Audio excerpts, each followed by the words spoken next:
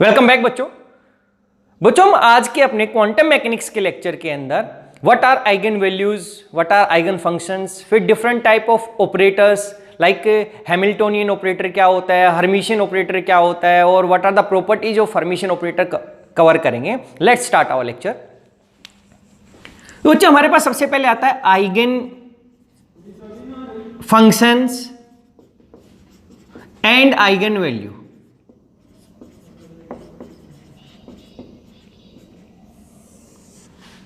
तो इसको स्टार्ट करने से पहले हमने लास्ट अपने लेक्चर के अंदर हमने किया था ऑपरेटर। देखो तो ऑपरेटर की हमने डेफिनेशन लिखी थी कि व्हाट आर ऑपरेटर। तो हमने बोला था कि it is a mathematical procedure और rule, it is a mathematical procedure और rule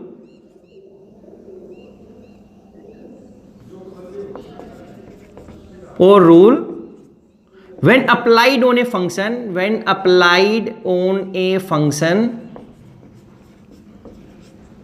it may or may not produce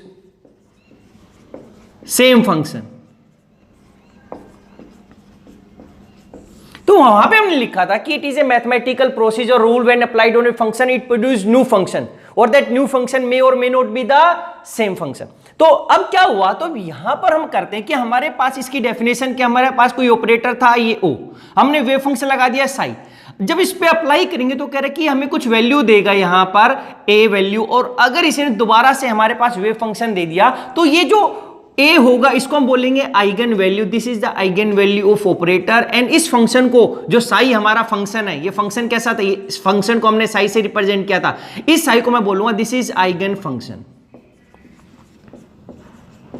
देखो अब ये डेफिनेशन है, इसमें मे और मे नोट था, तो कह रहा है कि जो नया फंक्शन आएगा अगर वो सेम हुआ तो अगर ये मे ही होगा तब उस फंक्शन को मैं स्पेशल एक नाम दे दूंगा आइगन फंक्शन, और जो वैल्यू मिलेगी उसको मैं बोलूंगा आइगन वैल्यू। तो हम लिख सकते हैं if an operator acts on a function and if it produce same wave function then O is called, then हम बोल सकते हैं then psi is called eigen function of that operator and A is called eigenvalue of that operator। तो हम यहां पे क्या बोल सकते हैं कि अगर measurement of any observable always give eigenvalue of that operator। क्या हुआ, अगर ये ऑपरेटर क्या बोल दे, देखो ऑब्जर्वेबल था, ऑब्जर्वेबल का मतलब मैं पोजीशन को मेजर करना चाहता हूं तो मैं पोजीशन का क्या लगाऊंगा, ऑपरेटर। जब मैं पोजीशन का ऑपरेटर लगाऊंगा किसी फंक्शन पे तो वहां पर मेरे को पोजीशन की ही आइगन वैल्यू मिलेगी अगर वो फंक्शन आइगन हुआ, अगर मेरे को सेम मिला तो इसको हम एग्जांपल से समझते हैं। या फिर हमने बोल दिया कि अगर मैंने जो ऑपरेटर लगाया मोमेंटम का लगाया, मैं मोमेंटम की वैल्यू निकालना चाहता हूं या मैं टोटल एनर्जी की वैल्यू निकालना चाहता हूं, तो जो एनर्जी के लिए मैं क्या लगाऊंगा, एनर्जी का ऑपरेटर लगाऊंगा। उससे जो यहां पर एनर्जी मिलेगी, अगर वो एनर्जी आ गई तो उसको एनर्जी को मैं बोल सकता हूं वो आइगन वैल्यू है किसकी, उस ऑपरेटर की। मोमेंटम के केस में वो मोमेंटम की आइगन वैल्यू होगी, एनर्जी के केस में जो ए वो देगा वो आइगन वैल्यू ऑफ एनर्जी होगी। देखो अब हम समझते हैं कि कब एक फंक्शन आइगन फंक्शन हो सकता है या नहीं। तो हमने क्वेश्चन लिखते हैं, क्वेश्चन नंबर,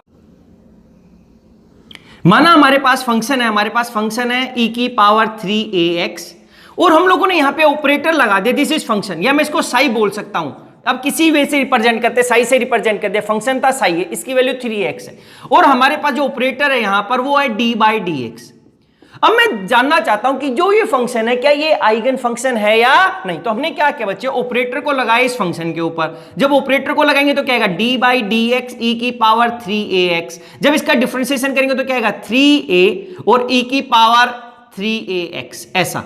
क्योंकि e की पावर 3x आ जाएगा। या इसको हम सोल्व करते तो कैसे आता है, इसको हम ऐसे लिख सकते थे कि this is equals to 3 e की पावर ऐसा e की power 3ax into d by d x 3ax ऐसा होता है जब इसको ओपन करते हैं। तो फाइनल रिजल्ट ये आएगा 3a की पावर। तो अब देखो यहां पर क्या ऑपरेटर लगाया हम लोगों ने, ऑपरेटर लगाया साई आया, तो ये वैल्यू क्या है e की पावर 3x, ये तो मेरा साई है। तो मैं इसको क्या लिख सकता हूं, इसको फाइनली ऐसा लिख सकता हूं 3a इंटू साई। ये कब आया, ऑपरेटर लगाया मैंने किसके ऊपर, साई पे। तो ये 3a जो ये वैल्यू आ गई, दिस इज द हमारे पास देखो जिस फंक्शन पे मैंने लगाया 3e की पावर 3x पे, वही सेम फंक्शन मेरे को मिल गया e की पावर 3ax। इसका मतलब कि जब मैंने एक ऑपरेटर को लगाया इस फंक्शन पे, मेरे को सेम फंक्शन मिला और एक कुछ वैल्यू मिली। तो ये जो वैल्यू होगी this is the eigen value होगी, और ये फंक्शन को मैं बोल सकता हूं this is the eigen function.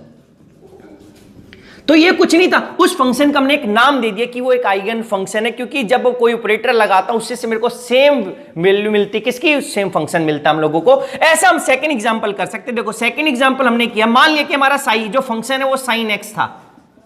अब जो ऑपरेटर हमारे पास, ऑपरेटर हमने लगा दिया D by d x, same operator लगाए। देखो बच्चे, अब यहां पे पता करना चाहते थे कि whether this function is an eigen function और नॉट। तो हमने क्या बोला कि ऑपरेटर लगा दिया किसके ऊपर, इस फंक्शन के ऊपर। जब ऑपरेटर लगाएंगे तो क्या मिलेगा, this is D by d x sine x. जब करेंगे ओपन करेंगे डिफरेंशिएशन करेंगे तो ये क्या आएगा, साइन एक्स क्या, कोस एक्स। तो देखो क्या हुआ हमारे पास इनिशियली साई था साइन एक्स, अब यहां पर क्या, कोस एक्स। आगे अगर मैं देखूं तो ये 1 मल्टीप्लाई में लिख सकता हूं 1 इंटू, इसका मतलब ये जो मेरी वैल्यू होती है मेरी आइगन वैल्यू बोल सकता था, लेकिन नहीं, अब ये जो साई और ये साई नहीं है, इसका मतलब ये जो मेरा फंक्शन है this is not an eigen function for this operator. इस ऑपरेटर के लिए होगा, ये जो मेरा फंक्शन था ये इस ऑपरेटर के लिए आइगन फंक्शन था।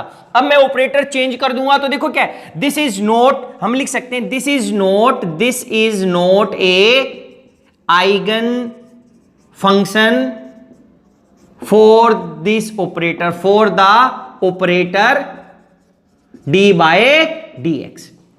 देखो अगर ऐसे ही मैं क्वेश्चन नंबर 3 लिखता हूं, उसमें क्या क्या, साई हमने साइन एक्स ही लिखा बच्चे, देखो यहां पर, लेकिन हमने जो ऑपरेटर कर दिया वो D square by d x square कर दिया। अब फिर हम जानना चाहते थे कि ये यहां पर आइगन फंक्शन है नहीं, तो हमने क्या किया, पहले ऑपरेटर लगाया साई के ऊपर, तो क्या लगाया, ऑपरेटर क्या था, D square by d x square, फिर क्या लिखा, साइन एक्स। जब एक बार डिफरेंशिएशन करेंगे तो क्या आएगा, D by d x sine x क्या आ जाएगा, कोस एक्स।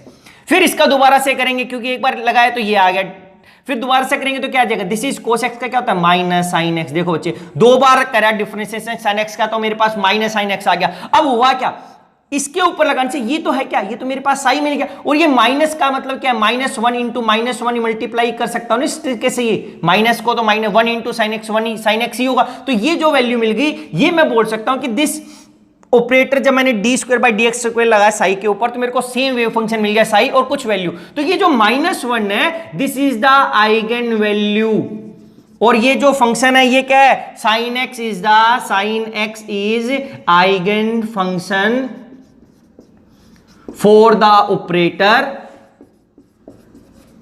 क्या, d square by d x square. देखो तो बच्चे यहां से आपने एक चीज समझनी है कि साइन एक्स यहां पर ही था, साइन एक्स यहीं था, फंक्शन तो मेरा सेम था लेकिन ऑपरेटर डिफरेंट कर दिया। तो अगर ऑपरेटर डिफरेंट कर दिया तो जरूरी नहीं कि वो ऑलवेज आइगन फंक्शन हो या ना हो, क्योंकि एक केस में तो हमारे पास आइगन फंक्शन आ गया, एक केस में वो आइगन फंक्शन नहीं। तो स्पेशली हमने एक नाम दे रखा है आइगन फंक्शन और आइगन वैल्यू। तो उस टाइम पे जो अगर वो आइगन फंक्शन हो गया, सेम साई मिलेगा, तो जो वैल्यू मिलेगी उस वैल्यू को बोल देते हैं आइगन वैल्यू। अब इसके बाद हमारे पास आता है कुछ डिफरेंट टाइप ऑफ ऑपरेटर बच्चे। हमारे पास 3 ऑपरेटर हो रहे हैं। एक पहला जो ऑपरेटर है वो है हमारे पास लैप्लेसियन ऑपरेटर, सेकंड है Hamiltonian and third is Hermitian operator. तो हम देखते हैं कि ये कौन कौन से ऑपरेटर है। Other types of operators, other types of operator, इसके अंदर से एक हमारे एग्जाम्स में जरूर आता है। तो सबसे पहले क्या होता है, लैप्लेसियन, LAPLACIAN, लैप्लेसियन ऑपरेटर। तो जनरली हम कहते हैं this is the most commonly, this is the most commonly used operator in quantum mechanics, in quantum mechanics. क्या हुआ, इसको हम डेल्ट स्क्वायर से रिप्रेजेंट करते हैं। This is equals to curly square upon curly x square plus curly square upon curly y square plus curly square upon curly z square. यानी कि 3 dimensional के अंदर मैं x के रिस्पेक्ट में डबल डिफरेंशिएशन करता हूं, y एक्सिस और z कोऑर्डिनेट्स के रिस्पेक्ट में करता हूं, तो ये है हमारे पास डेल्टा स्क्वायर, इसको हम बोलते हैं लैप्लासियन ऑपरेटर। और जनरली इसका यूज हम स्क्रोडिंजर वेव इक्वेशन लिखते हैं तब यूज करते हैं, ऑलवेज उसमें लिखा जाता है हमारे पास। अभी हम लिखते हैं स्क्रोडिंजर वेव इक्वेशन क्या होती है इसके बाद नेक्स्ट में। अब देखो बच्चे, इसके बाद जो सेकंड ऑपरेटर आता है हमारे पास होता है हैमिल्टोनियन, HAMILTONIN, हैमिल्टोनियन ऑपरेटर। देखो हैमिल्टोनियन क्या हो गया हमारे पास, हम यहां पे जो हमारे पास स्क्रोडिंजर वेव इक्वेशन लिखते थे वो होती -h²/8π² curly square upon curly x square plus curly square upon curly y square plus curly square upon curly z square plus v psi equals to e psi. ये हमारे पास कौन सी है, ये हमारे पास है स्क्रोडिंजर वेव इक्वेशन। अब इसके अंदर ये मैं डेल्टा स्क्वायर, इसको मैं डेल्टा स्क्वायर लिख सकता हूं, तो ये क्या आएगा -h²8π² del square plus v psi equals to e psi. इस सारे को हम हैमिल्टोनियन लिख सकते हैं, this is h operator, h psi equals to e psi, इस सारी की सारी वैल्यू को। और जब इसको मैं h से रिप्रेजेंट करता हूं तो इसको मैं बोलता हूं हैमिल्टोनियन ऑपरेटर, हैमिल्टोनियन ऑपरेटर। क्या हुआ बच्चे, देखो अभी हमने एक ऑपरेटर लगाया था, ऑपरेटर साई इक्वल्स टू ए साई लिखा था, ए आइगन वैल्यू। तो अगर इस साई को मेरे को दोबारा से, जब ये हैमिल्टोनियन ऑपरेटर में किसी फंक्शन पे लगाता हूं तो मेरे को दोबारा से अगर वो सेम फंक्शन मिल जाता है और उसके आगे कुछ वैल्यू, तो ये क्या होगी, टोटल एनर्जी। क्या बोलते हैं, टोटल एनर्जी। ये आइगन वैल्यू हो जाएगी क्या, टोटल एनर्जी। यानी कि जब भी हम हैमिल्टोनियन लगाएंगे किसी फंक्शन पे तो वो उसकी टोटल एनर्जी बताएगा, और टोटल एनर्जी किसके रिस्पेक्ट में बताएगा, उसकी आइगन वैल्यू के रिस्पेक्ट में बताएगा। तो जनरली जो ऑपरेटर हैमिल्टोनियन है ये टोटल एनर्जी का ऑपरेटर है, टोटल एनर्जी का क्या है ऑपरेटर, टोटल एनर्जी ऑपरेटर, जो कि हमने अपने लास्ट लेक्चर में ई लिख दिया था, ऐसा ई, जो ई बता रहा था टोटल हमें एक्स वाई जेड कोऑर्डिनेट्स के अंदर, तीनों डायरेक्शन के अंदर। तो ई एक्चुअली वो ई को हम किससे रिप्रेजेंट करते हैं, ऑपरेटर के ऊपर ऐसा ईस्ट की जगह हम इसको क्या लिखेंगे, एच के, ऐसा। लास्ट में हमने ई से रिप्रेजेंट किया था ये ई टोटल ऑपरेटर हमारे पास, लेकिन उसका जो ऑपरेटर होता है टोटल एनर्जी का वो क्या होता है, हैमिल्टोनियन एच। तो हम यहां पर एक पॉइंट लिख सकते हैं इसके लिए, क्या कि जब भी हम हैमिल्टोनियन ऑपरेटर लगाएंगे हमें उसका फंक्शन की क्या मिलेगी, टोटल एनर्जी मिलेगी। When Hamiltonian operator is applied on a function, then it will give energy of that function, then it will give total energy multiplied by that function, and multiplied by that function। या हम इसको बोल सकते हैं, देखो क्या बोला, ये बोला कि जब हम हैमिल्टोनियन को लगाएंगे किसी फंक्शन पे तो टोटल एनर्जी देगा मल्टीप्लाइड बाय दैट फंक्शन। या बोल सकते हैं when Hamiltonian operator is applied on A eigen function it will give total energy. या सेम एक लाइन में लिख सकते थे व्हेन, यानी कि Hamiltonian operator is applied on A eigen function, on A eigen function it will give total energy, it will give total energy. इतना था बच्चे हमारे पास। ये सेकंड क्या हो गया, हैमिल्टोनियन। एक्चुअली क्या है, ये स्क्रोडिंजर वेव इक्वेशन है, टाइम इंडिपेंडेंट हमारे पास। तो यहां पे एस आई इक्वल्स टू ई साई लिखते हैं हमारे पास। और यहां पे इसके बाद हमारे पास जो थर्ड ऑपरेटर आता है वो होता है HERMIT, हर्मिशियन ऑपरेटर।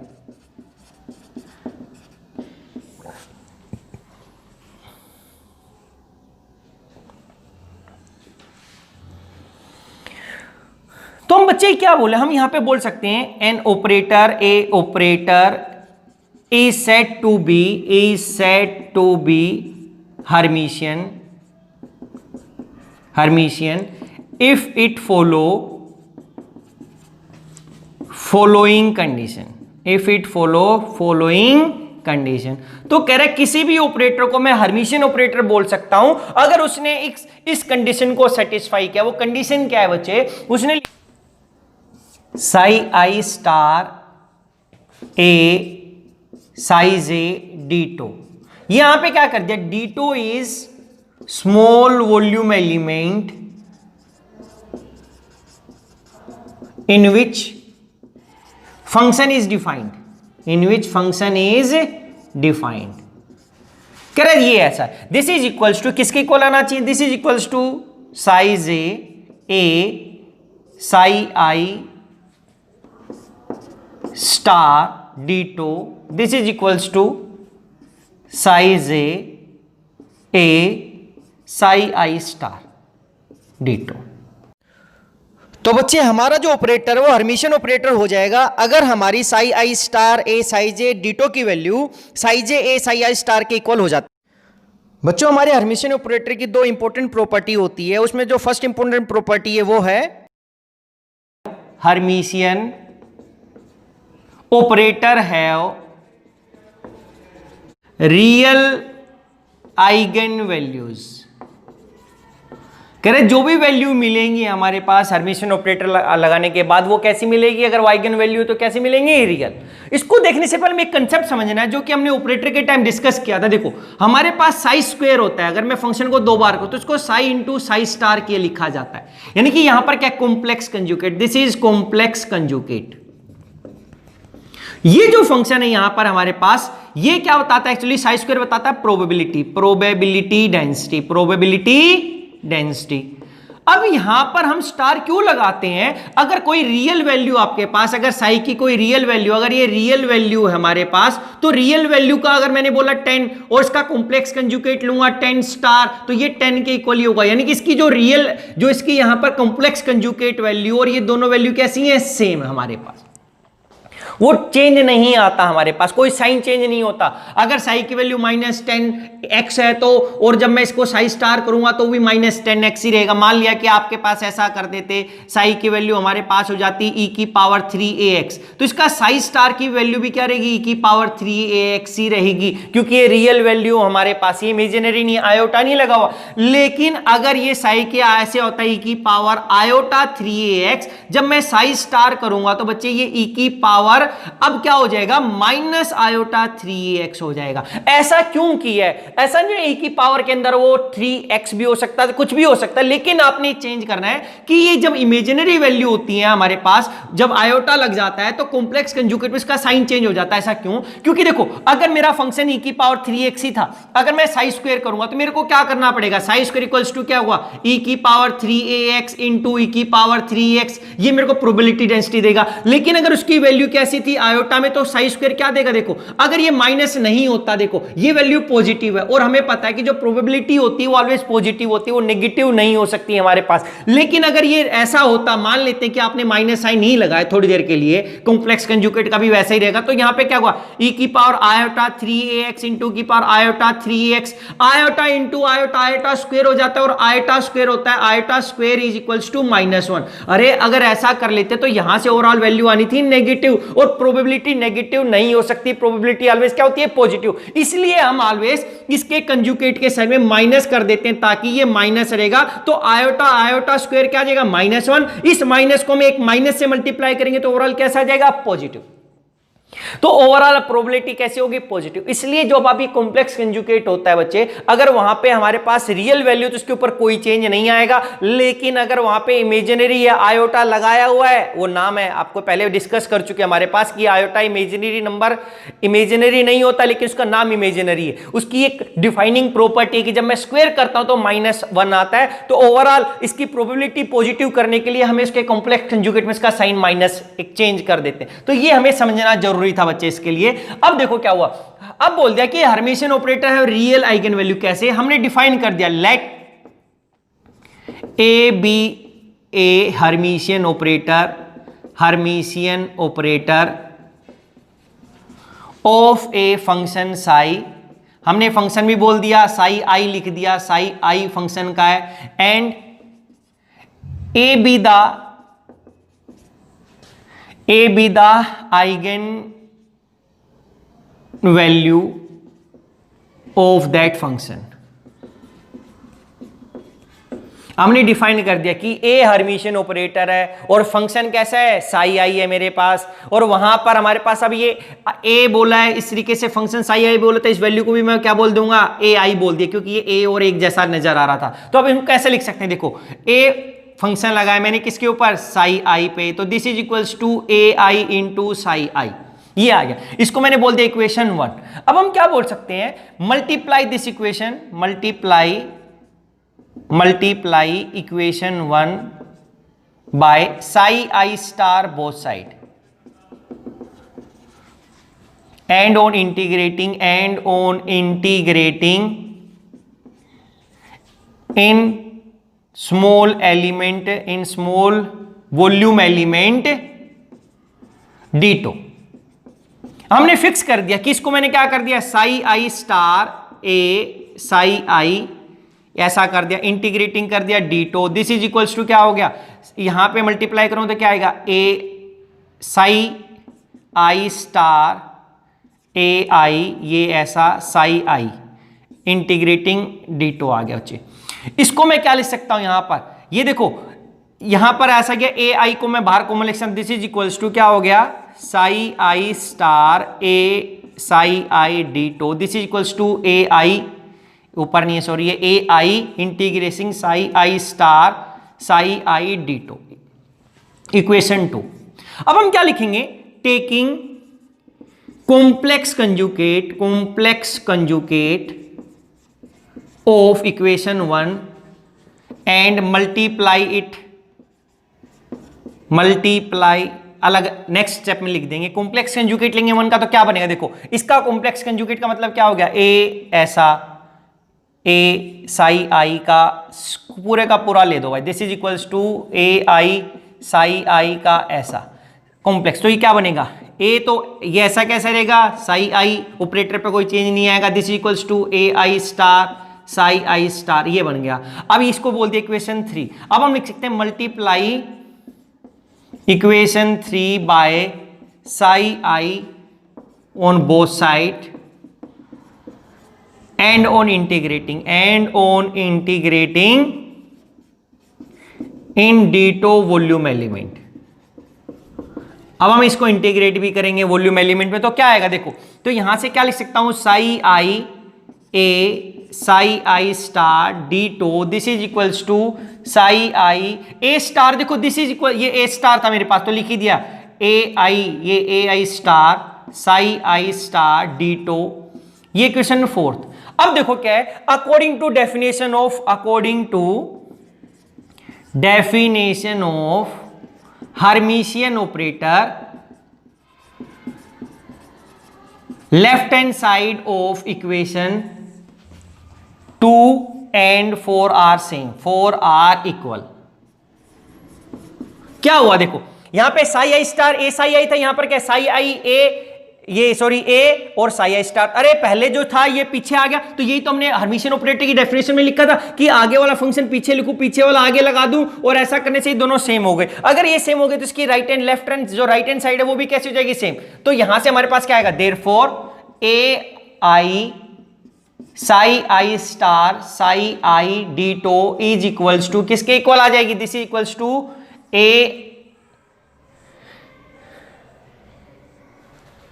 यहां पे इसके इक्वल आ जाएगी, यहां से इसका ए आई स्टार मैंने बाहर कॉमन निकाल लिया, तो क्या आ जाएगा, साई आई into psi i star d2।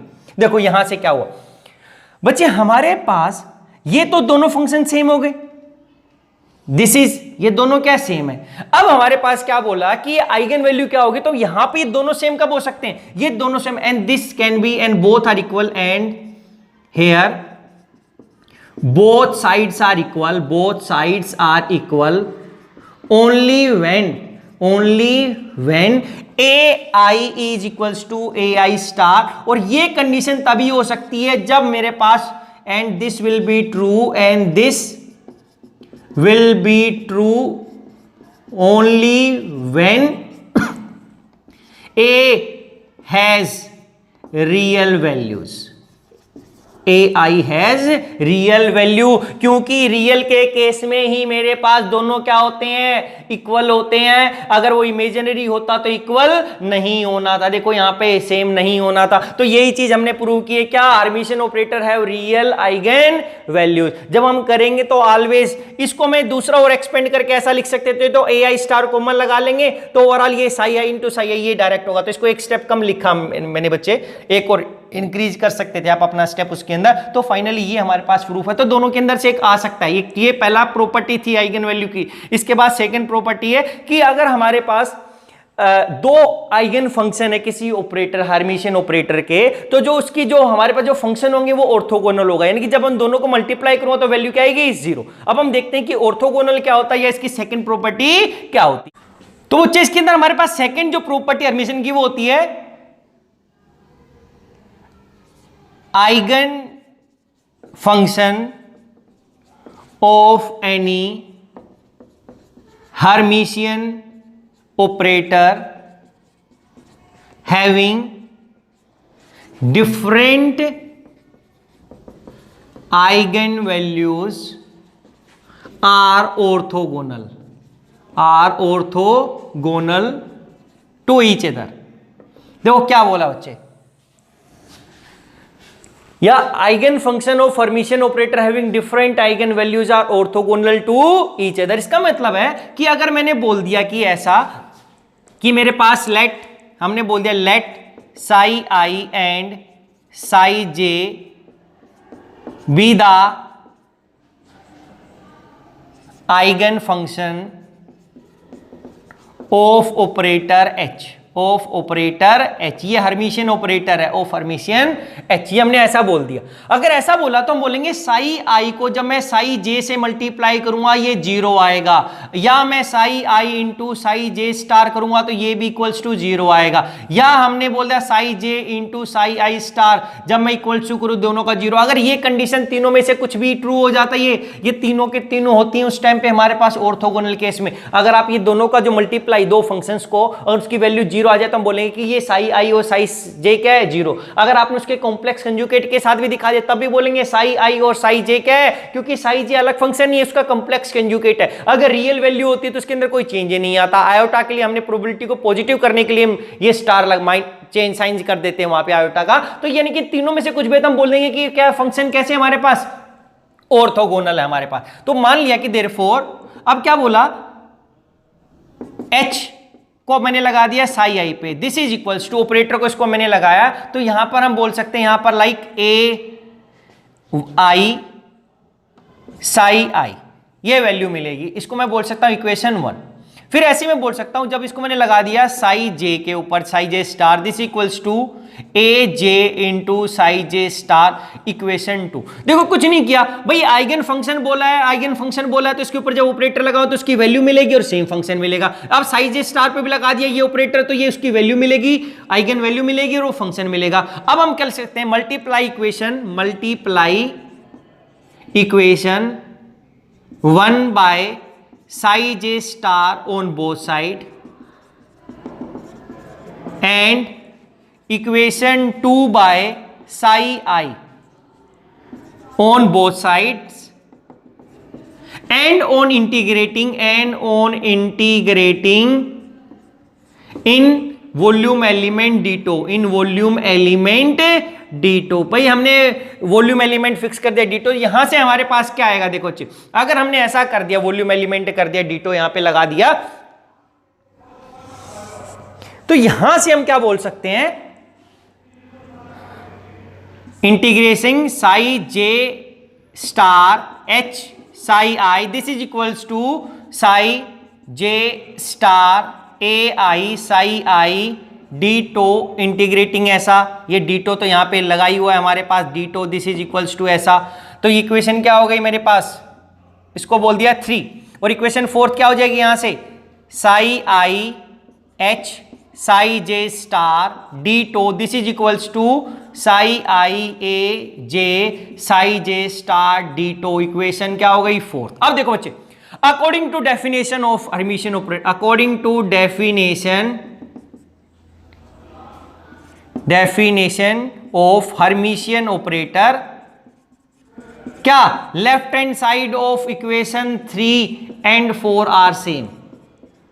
कैसे, देखो psi j star s psi i s psi j star, इसलिए हमने फर्स्ट साई जे स्टार लिखा था क्योंकि मैंने सेम फंक्शन ही लिख सकता था। पिछले केस में मैंने साई आई स्टार लिया था। यहां पे बोला कि दो फंक्शन है तो एक को मैंने साई आई माना, एक को साई जे स्टार, क्योंकि हर्मिशियन ऑपरेटर की प्रॉपर्टी हमने प्रूव करनी थी कि एक के ऊपर जब मैं स्टार लगा देता हूं और पीछे आ जाता है दोनों की वैल्यू सेम। अगर ये सेम हो गया तो यहां से इक्वेशन 3 और 4 की राइट हैंड साइड भी इक्वेशन सेम आ जाएगी। तो यहां से क्या लिखूंगा, psi j star a i psi i d tau this is equals to psi i a j psi j star d tau. D tau से डीटो तो कैंसिल आउट हो गया। अब यहां से मैं साई आई और साई ए जे को क्या कर सकता हूं, बाहर निकाल दूंगा तो क्या आएगा, a i into psi j star into psi i this is equals to क्या, a j psi i psi j star. इसको मैं ऐसा ही ले आऊं तो क्या आएगा, a i minus a j integration psi j star into psi i this is equals to 0। अब बच्चे देखो क्या कंडीशन हो गई, हमें पता है कि डिफरेंट आइगन वैल्यूज हैं भाई। इसके ऊपर जब लगाए तो a i is not equals to a j, a i is not equals to a j, ये तो हम पहले डिफाइन कर चुके हैं, डेफिनेशन में लिखा है डिफरेंट आइगन वैल्यू। इसका मतलब क्या है, यहां से a i minus a j is not equals to 0। अगर ये 0 नहीं होगा तो मेरे पास क्या 0 होगा, therefore psi j star psi i equals to 0। तो यहां से हमें क्या पता चला, therefore different eigen functions, eigen हम बोल सकते हैं सेम ही ऊपर वाली, eigen function of formation operator are orthogonal. Therefore these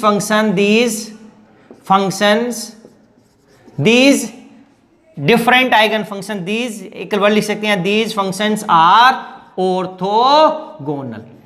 आप इसको दूसरा कैसे कर सकते थे, अगर आप यहां पे बच्चे साई, यहां पे स्टार की जगह आप, अगर आप ये कंडीशन प्रूव किए भी आपने, साई जे स्टार इंटू ये साई आई, इसको आगे लिखो है पीछे सेम ही चीज है। अगर आप साई आई स्टार लेते और साई जे लेते तो ये नेक्स्ट वाली हो जाती। अगर यहां पे स्टार ना लगाते, हमारे पास केवल साई आई लिखते और यहां पे साई जे, तो ये फर्स्ट वाली। तो इससे अलग अलग कोई आंसर अलग अलग नहीं है कि आप